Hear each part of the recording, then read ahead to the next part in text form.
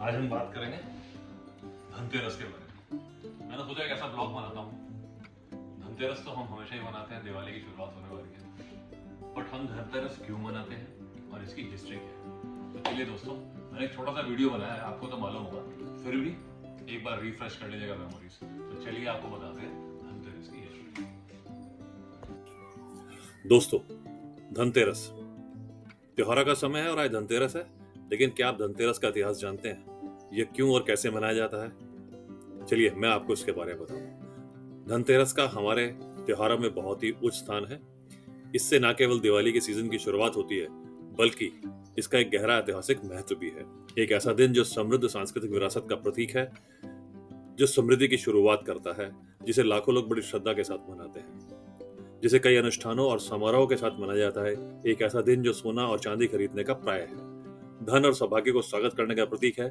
इस दिन को धनतेरस के नाम से भी जाना जाता है। दोस्तों, धनतेरस कार्तिक माह के कृष्ण पक्ष की त्रयोदशी तिथि के समुद्र मंथन के समय भगवान धनवंतरी अमृत कलश लेकर प्रकट हुए थे। इसलिए इस तिथि को धनतेरस या धन त्रयोदशी के नाम से भी जाना जाता है। भारत सरकार धनतेरस को राष्ट्रीय आयुर्वेद दिवस के रूप में भी मनाती है। तो दोस्तों, यह है धनतेरस के इतिहास। अभी आगे बढ़ते हैं हम इसमें। जैन धर्म में धनतेरस को धन्यतेरस या ध्यानतेरस के नाम से भी जाना जाता है। यह जैन समुदाय की सांस्कृतिक, समृद्ध और धार्मिक परंपराओं में एक बहुत ही महत्वपूर्ण दिन है। जैन धर्म में धनतेरस का उत्सव अंतिम तीर्थकर भगवान महावीर के जीवन पर आधारित है। माना जाता है कि श्रद्धेय आध्यात्मिक व्यक्तित्व भगवान महावीर ने इस दिन गहन ध्यान किया था। लोकप्रिय धारणा के अनुसार वह एक गहरी परिवर्तनकारी अवस्था में चले गए थे, जिसे योग निद्रा के नाम से भी जाना जाता है। यह यौगिक नींद कोई साधारण नींद नहीं है, बल्कि ध्यान चेतना की एक गहरी अवस्था है। ऐसा कहा जाता है कि इस कठिन ध्यान के 3 दिनों के बाद दिवाली के शुभ दिन पर भगवान महावीर ने आत्मज्ञान या निर्वाण की परम अवस्था प्राप्त की। धनवंतरी जब प्रकट हुए थे तो उनके हाथों में अमृत से भरा कलश था। भगवान धनवंतरी जो कि कलश लेकर प्रकट हुए थे, इसीलिए इस अवसर पर बर्तन खरीदने की परंपरा है। कहीं कहीं लोक मान्यता के अनुसार यह भी कहा जाता है कि इस दिन धन वस्तु खरीदने से 13 गुना वृद्धि होती है। इस अवसर पर चांदी खरीदने की भी प्रथा है। अगर चांदी खरीदना संभव ना हो तो चांदी के बर्तन भी खरीदे जा सकते हैं। इसके पीछे कारण यह माना जाता है कि चांदी चंद्रमा का प्रतीक है, जो कि शीतलता प्रदान करता है। धनतेरस की शाम घर के बाहर मुख्य द्वार पर आंगन में दीप जलाने की प्रथा है।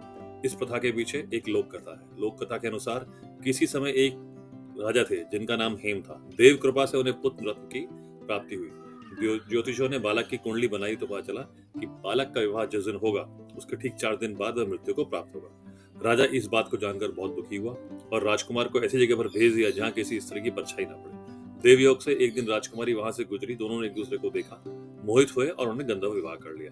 विवाह के पश्चात विधि का विधान सामने आया और विवाह के 4 दिन बाद यमदूत उस राजकुमार के प्राण लेने पहुंचे। जब यमदूत राजकुमार के प्राण ले जा रहे थे, उस वक्त नवविवाहित पत्नी का विलाप सुनकर उनका हृदय भी द्रवित हो उठा, परंतु विधि के अनुसार उन्हें अपना कार्य करना पड़ा। यमराज को जब यमदूत ये कह रहे थे, उसी समय उनमें से एक ने यम से की विनती की, हे यमराज, क्या कोई ऐसा उपाय नहीं जिससे मनुष्य काल मृत्यु से मुक्त हो जाए। दूत के इस अनुरोध पर यम देवता बोले, हे दूत, अकाल मृत्यु तो कर्म की गति है, इससे मुक्ति का एक आसान तरीका मैं तुम्हें बताता हूँ। सो सुनो। कार्तिक कृष्ण पक्ष की त्रयोदशी रात को जो प्राणी मेरे नाम से पूजन करके दीपमाला दक्षिण दिशा की ओर भेंट करता है, उसे अकाल मृत्यु का भय नहीं रहता है। यही कारण है कि लोग इस दिन घर के बाहर दक्षिण दिशा की ओर दीप जलाकर रखते हैं। तो दोस्तों, धनवंतरी देवताओं के एक चिकित्सक भी हैं और चिकित्सक के देवता हैं, इसलिए चिकित्सकों के लिए धनतेरस का दिन भी बहुत महत्वपूर्ण है। धनतेरस हिंदू कैलेंडर में एक महत्वपूर्ण दिन है जो चिकित्सकों के लिए एक विशेष महत्व रखता है। यह परंपरा और श्रद्धा से भरा एक दिन है, एक उत्सव जो अत्यधिक प्रतीकात्मक महत्व रखता है। इस दिन से जुड़े देवता भगवान धनवंतरी को हिंदू देवताओं में व्यापक रूप से उपचार के देवता के रूप में माना जाता है।